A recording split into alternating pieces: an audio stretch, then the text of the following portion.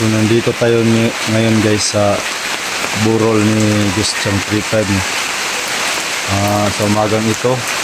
Ayan, nakikita nyo guys sa likuran ko. Ayan.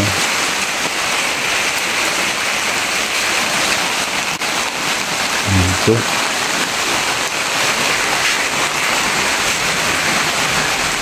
May maliit pang bataw.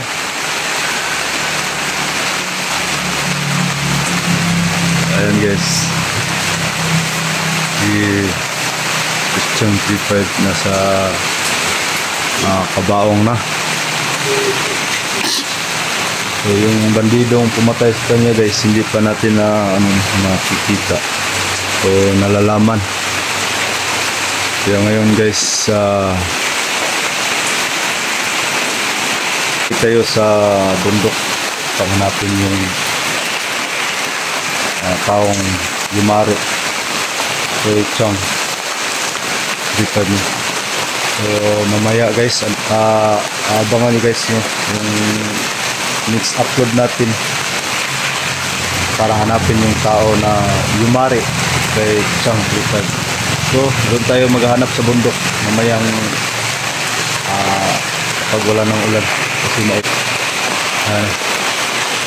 maliwalas pa yung kapaligiran dito, kaya mamayang maya pag lumiwanag nitong kalangitan, so papunta tayo ng bundok at hahanapin natin yung mayari kay Chang. Ayan.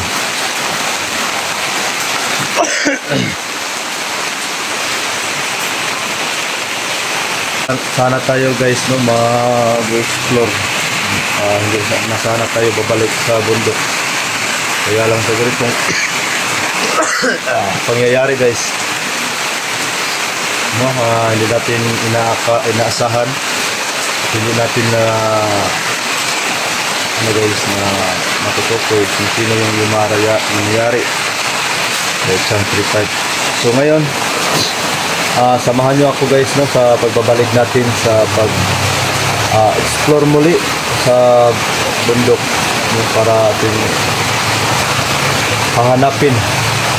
So pasensya na kayo guys kung hindi man gaano marinig nyo yung boses ko kasi medyo malakas yung ulan dito, kaya medyo pasensya guys.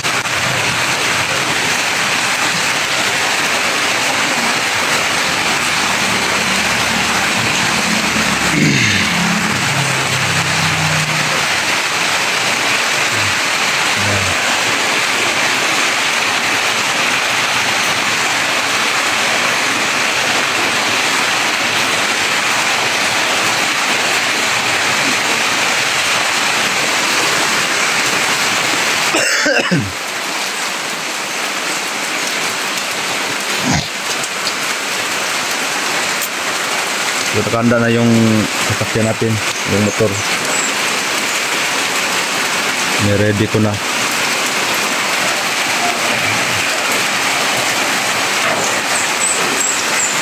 Gigante tayo kapag makikita natin yung Yumari. Hanapin natin yun doon sa bundok. Baka na doon sa bundok may katago yun. So next upload natin guys, abang-abangan nyo guys para makikita natin yung masubaybayan nyo ang video natin.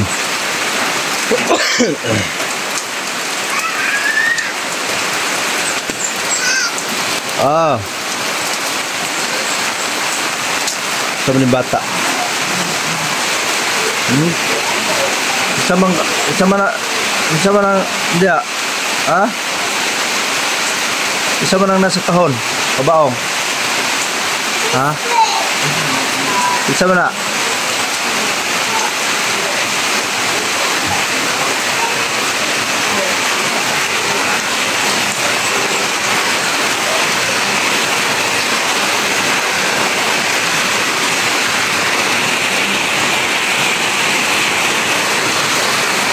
So medyo lumalakas yung ulan guys, kaya hinihintay natin yung ulan na humihinto para maka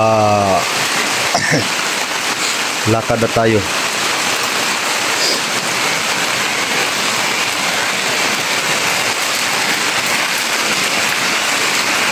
Oo, talaga itong kaibigan natin to.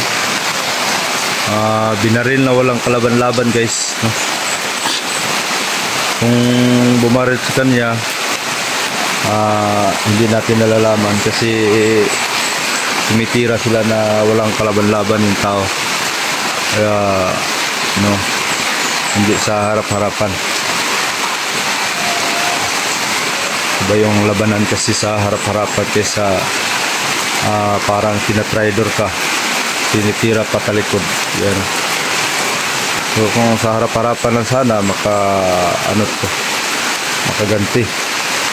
Kaya lang tinitira siya na nakatalikod. Kaya wala talagang kalaban-laban.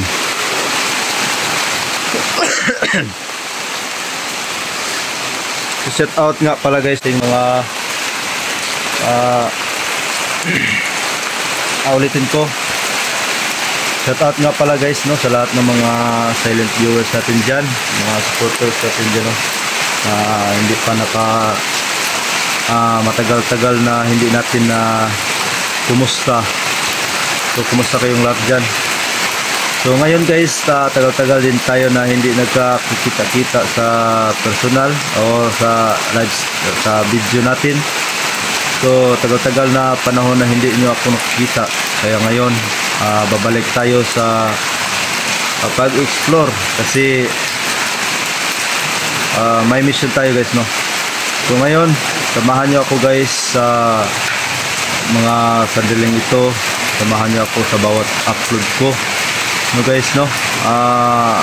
Suportahan nyo guys yung video ko, at huwag nyo kalimutan guys na i-like, i-subscribe, share yung video natin para malalaman din ito ng mga silent viewers natin, sa mga viewers natin na hindi pa na nakapagpanood ng ating mga video. So yun lang guys. So maraming salamat sa yung lahat dyan na nakapanood sa video nito. So nag-open lang tayo guys, no. Sana suportahan nyo kami sa aming video na ito. Ito yung pagsisimula nating pagbabalik sa pag-explore guys, no. Samahan nyo kami. Siguro mga dalawa kami ni yung nasa likuran ko guys, si Cesar 54, si Cesar 54. Yeah. So samahan nyo kami guys, no, sa aming lakad. Sa bundok kami mamaya.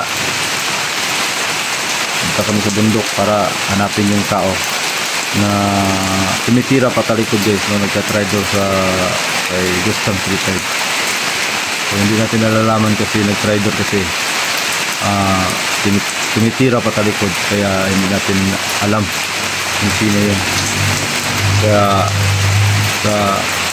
ito lang yung magagawa natin, hanapin natin doon sa bundok. Isa rin sa mga bandido o mga taong labas, mga Pino yun.